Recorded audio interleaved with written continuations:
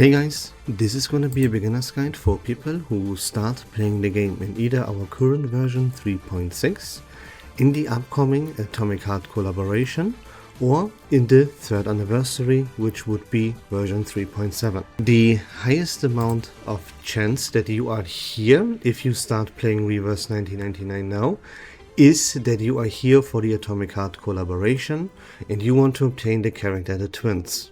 If that is the case, you can just stop progressing your account altogether, because in the Atomic Heart collaboration you will need to create a new account anyways in order for you to re-roll for the twins. Sorry to break it to you, that is most likely not something you would ever want to hear, but I will have to tell you the truth. And the truth is that the twins are a pretty underwhelming character. They have, as it always is with the collaboration characters in Reverse1999, they are first of all not future-proof because they will never receive a Euphoria update, and they are released right before a major anniversary, which releases the very best characters in the entire game. So spending your pull currency, aka your Unilogs and your clear drops, to obtain a mediocre character compared to what awaits us in the 3rd anniversary would be detrimental to your account and would actually brick it. I would go as far and say that. Why is that? Because, as you probably are aware of, that in gacha games, every single content, when you start the game fresh, every single content is still available to you. Every single stage that you can clear in this game, you can still clear it. And every single stage in this game has first time clear rewards. Every time you would clear a stage for the very first time, you would obtain additional rewards. And if you look at how many stages there are here in this game, and then you calculate or realize how many first time rewards you can actually obtain, it is a tremendously high amount. And you want to spend the additional resources here, the first time clear rewards, you want to spend them as precisely as possible, as that will be the foundation that you build your account up upon. Look, I always like to explain this by taking on the example of you building a house. If you are building a house, what is the most important part of building that house? It is the fundament that you build this house up upon. That is the most important part. You can build the most luxurious house, the most expensive stuff, everything perfectly. If the fundament of that house though is trash, the whole house, no matter how luxurious it might be, will fall apart. It is bound to fall apart. And that is the exact same thing with your account in gacha games. That's why you have to spend your resources, aka your Unilogs, with the most amount of precision possible. And that would mean you do not pull for the twins, you do not pull for Enigma. You wait for the 3rd anniversary and pull for the very best characters in the entire game there with, for example, Nautica or the brand new character Rhiannon. That's why re-rolling is crucially important. If you join here right now in version 3.6 and you don't care about the collaboration, then you're gonna re-roll for Enigma. You just simply start the game, you play it until you have unlocked yourself or accumulated 10 Unilogs at the very least. You need only 10 Unilogs. Then you're gonna perform a 10 pull here. You see if you obtained Enigma, and if that's the case, then you go here under this tab, right to the main story, and you progress here as fast as possible. If you join in the collaboration, you pull for the twins, and if you join in the 3rd anniversary, you would do this re-rolling process for this character right here called Nautica. There is a thing that you have to understand when another thing that you have to understand when it comes to pulling And something about the characters. Let me show you exactly what I'm talking about. Every single time you pull for a character, you do not just pull for that character and then do whatever the crap you want, right? No. Every time you pull for a character, you commit to the archetype of that character. We have multiple different archetypes in this game. Like for example here, as you can see with Nautica, it's bloodtithe. You would see this with Lucy, is Dynamo. And that is the case for every single character in this game. Every single character in this game belongs to a specific archetype. So, if you would now go ahead and you would pull for Nautica, which belongs to the bloodtithe archetype, that is by the way the by far best archetype in the entire game, then you would need her teammates. You have to know which other characters also belong to the bloodtithe archetype. Where can you obtain these characters? And then you have to go ahead and do that. And you're gonna pull for only bloodtithe archetype characters until your entire team is established. You always, of course, if possible, go for the main DPS first, right? But yeah, just remember to commit to the archetype and not just to one character alone. That is very, very important. And if you log in for the very first time, since your objective is you're gonna skip everything, right? All that you obtain is one character by rerolling, and then you're gonna clear the content with that character as much as you can to obtain as many unilogs as you can. And then you wait for the 3rd anniversary to pull for Nautica. Now you need your teammates, as I just said. And lucky you will have an item in your inventory called encased nominations. In these encased nominations, you can find the character Medicine Pocket. That is the sustain for the so-called bloodtithe archetype. So you pull for Nautica and you get her healer, her sustain character for her team for free in form of Medicine Pocket. So you're gonna go ahead, open the encased nominations, and you're gonna pick Medicine Pocket out of them. Now, you need, since a team consists of 4 characters, you need 2 more.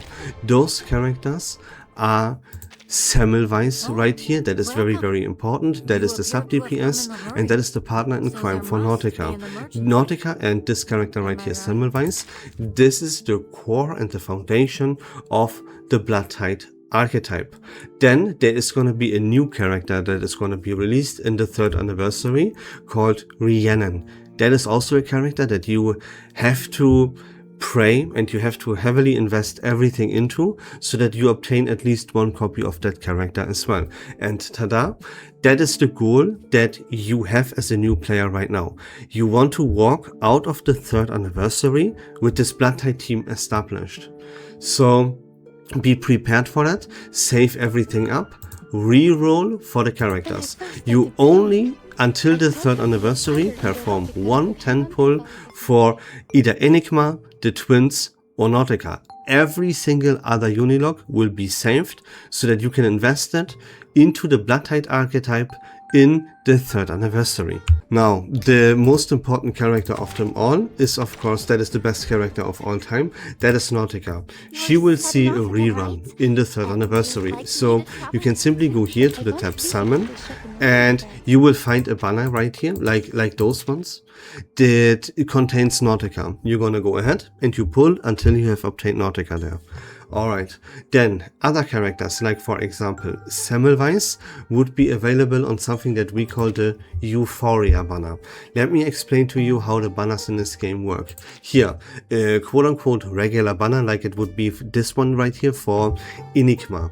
Here, you would need to perform, or you need to spend, let me say it like that, 70 unilogs, and then you either obtain, you have a 50-50% chance of obtaining either Enigma or any other 6-star character available in this game. And yeah, so that's how it works. If you want to 100% guarantee you the character, you would need to invest 140 unilogs. Cool. That is the case for every single banner in this game, except for what we call the Euphoria banner. That banner is actually called Ripples on the Water. Here, you have to understand that In Reverse 1999, the power creep that naturally occurs in gacha games is handled to absolute perfection by buffing quote-unquote older characters from time to time. Every like 6 to 8 months, or yeah, sometimes the 8 months exceed, but every single character in this game receives a new buff from time to time, so that he is freed up from the power creep. Once he would not be good enough anymore, yeah, the characters receive a buff. And look, since Reverse 1999 has very good game design, whenever a character receives a buff, there is a banner here. This Euphoria banner that gives you that allows you to pull for the character on a heavy discount. Here on this Euphoria banner, you can first of all select a character that is on this banner, so you are not locked into just one target like it would be here with Enigma or Marsha. And the 50-50 shenanigans don't exist here. Here you obtain the character of your choice for 70 Unilogs, 100% guaranteed. So that means in total you can obtain a character from the Euphoria banner for half the price than it would usually be, because here on those regular banners you need double the amount of Unilogs to 100% to guarantee you that character. And in the 3rd anniversary, Semmelweis will be here on this Euphoria banner, so you're gonna go ahead and pull for her there as well. Okay, so you will have 3 different banners to pull on. The one with Nautica in it, the Euphoria banner for Semmelweis, plus there will be an additional banner with Rhiannon on it. And that is what you play the game for. This is your by far highest priority.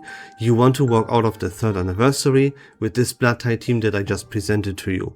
Otherwise, any other way would be a tremendous mistake, because once again, Nautica is the best character of all time. Bloodtithe is by far the best archetype, and that is what you want to accomplish. There is no better way to establish your account than the way I just presented to you. That is pretty much already all you have to know. Like you need to clear the content. The main story that you see here, that is the highest amount of priority.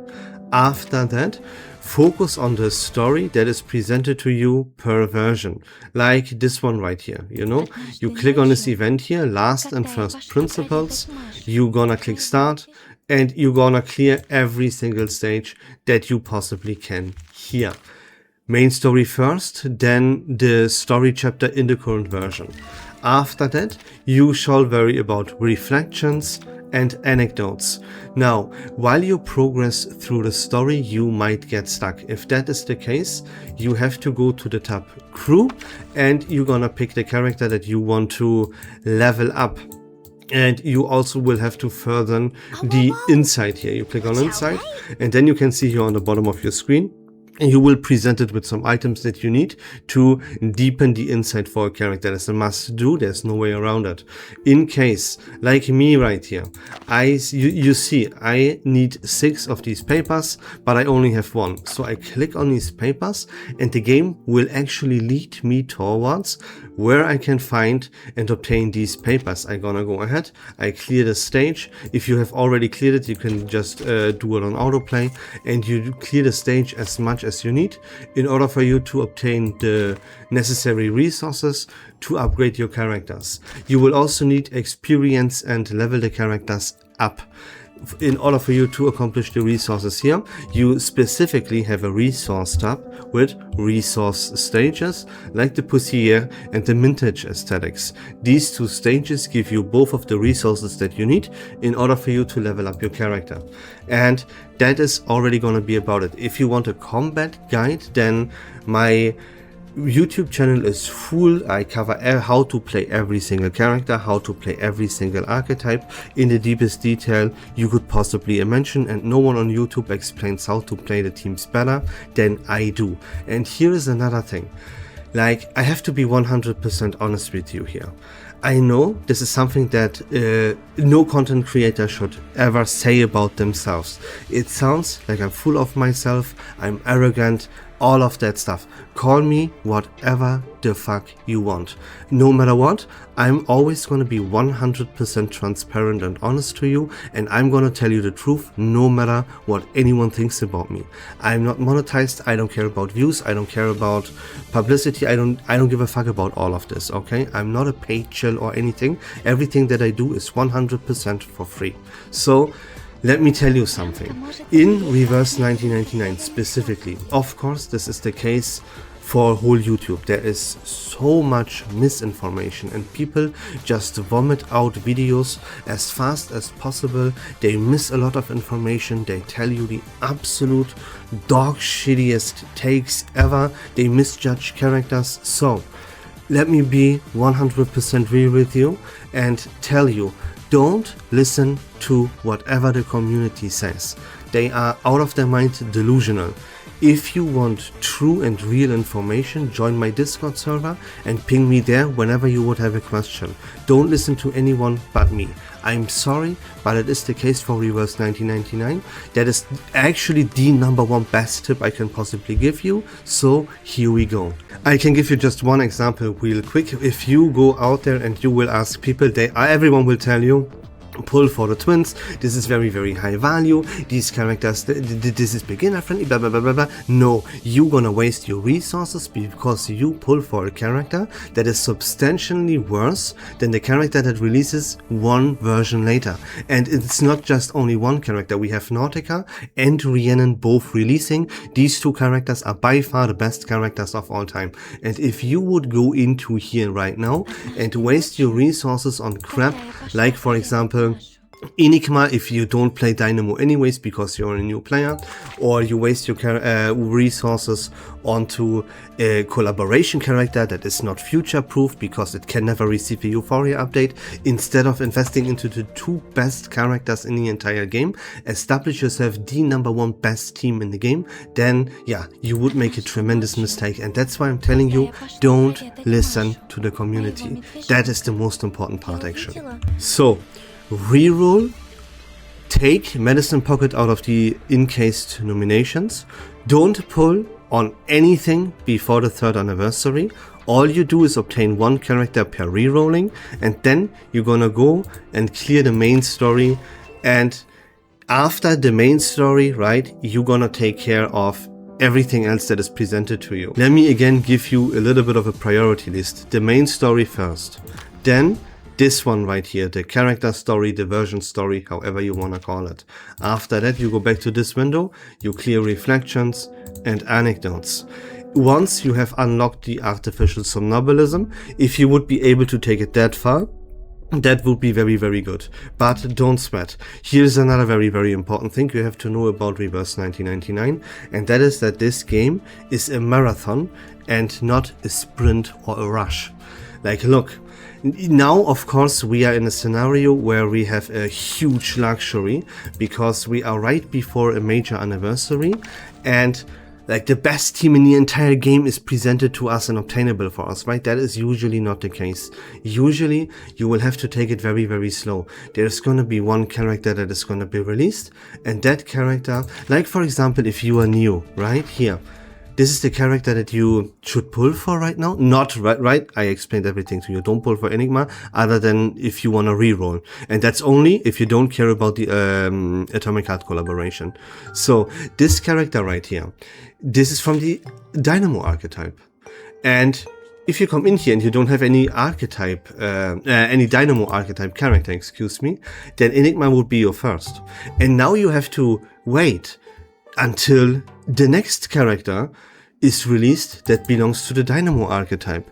Then you're gonna pull for that as well to make your Enigma investment more useful, of course. And you're gonna continue this process. You're gonna wait for Dynamo characters to be released, and then you're gonna pull for them until you have a complete team. And then you worry about the next archetype and do the same process again. You, in one version, pull for a character from that archetype, and then you have to wait to next version, maybe to multiple versions, until there's another character released from the Dynamo archetype. So the point that I'm trying to get across is that it will take you time to establish one team after another. And it is very, very important to pull for the metagame. Why? Because otherwise you will be frustrated, you will get stuck, and you will get then bored with the game and eventually quit. Look, the content that you want to clear first, right? The final goal that you have in Reverse 1999, and the biggest reason why you would play the game is to beat this dive here in the Reveries in the Rain. And that will take you a while. You need like 4 quite good teams here to be even able to attempt the content in the first place. And only after you have beaten the entire dive in the Reveries in the Rain, that is the moment where you can stop pulling for the meta, and then you can worry about your waifus, husbandos, whatever speaks to you, whatever you're into. But don't worry about this waifu perverted dog crap until you have not beaten the entire dive in the Reveries in the Rain. Otherwise, trust me, you will get frustrated. Let me give you another example about kind of the same topic. Look, people always speak about, this content that doesn't matter, it doesn't give you any rewards, and why would you pull for the meta if you can clear the content that matters with track? Absolute loser mentality, and all of them are full of shit and just pretending to be something they are not. Let me give you an example here with Main's Bulletin. People say, let me explain it to you here. In the Main's Bulletin, you will face a boss. This boss fight will go on for, a little bit of over 20 rounds. And in those 20 plus rounds, you will want to deal as much damage to the boss as you possibly can. Now, here comes the kicker. The rewards here that matter, the damage that you would need to deal that matters, quote unquote, would be 5 million. But you can also hit the 10 million. And now you will find countless of people that cannot hit the 10 mil, and they will tell you that hitting 10 mil, that is actually not a requirement. You don't need to do this. You can completely skip that because the rewards for the 10 mil are not good enough. You know, that kind of shit. That is what the people will tell you. But in reality, they say hitting the 10 million, that doesn't matter. They don't care about that. Yada yada. In reality though, that the hitting the 10 mil here means the world to them. People are frustrated, disappointed in themselves. They feel weak, they rage, they get frustrated if they cannot hit the 10 million. Even though they are telling you that hitting the 10 mil doesn't matter to them. They are full of shit. And we have evidence because, look, hitting this 10 million here has people so disappointed, so sad, so frustrated that the majority of people in this community reach out to the developers to let out their frustration, their sadness, and mad cause bad is that is the best way I can put it. And that makes the developers, feel the need to actually make the game much more easier. Main's Bulletin is just one example of many, and they will nerf the 10 million damage threshold here to just 7.5 million in the very near future, because of all those crybabies that suck at the game, because they don't understand the meta game and how to be good at the game. They suck, they are mad because they are bad, they are disappointed in themselves, and then they go cry. And that is something, that is a person that you never ever want to be ever in your life. You have to do everything to prevent you from becoming this crybaby, delusional brain rot, okay? And that's why I'm telling you, pull for the meta game first, become a good player. And once you have beaten the game, aka the dive in the Reveries in the Rain, then you can go for whatever you would consider to be fun or beautiful, adorable, that kind of shit. But first, establish yourself through power. Now, let me touch up upon... I told you about the artificial somnambulism. Okay, so we are done right here. If you have any questions about the game, there is a link in the description of this video, which you can use to join my Discord server. On that Discord server, you can feel free to ping me 24/7. I'm pretty much always online. If I'm not online, I'm sleeping, you know what I mean? I will answer you as fast as possible so that you know what you are doing and you have good guidance, yeah? And that's gonna be about it. I hope that video was fun and informative. If you like Reverse1999 content in general, please consider leaving a follow on my channel. I would really appreciate that. But until next time, take care of yourselves, have a great day, and we love this game.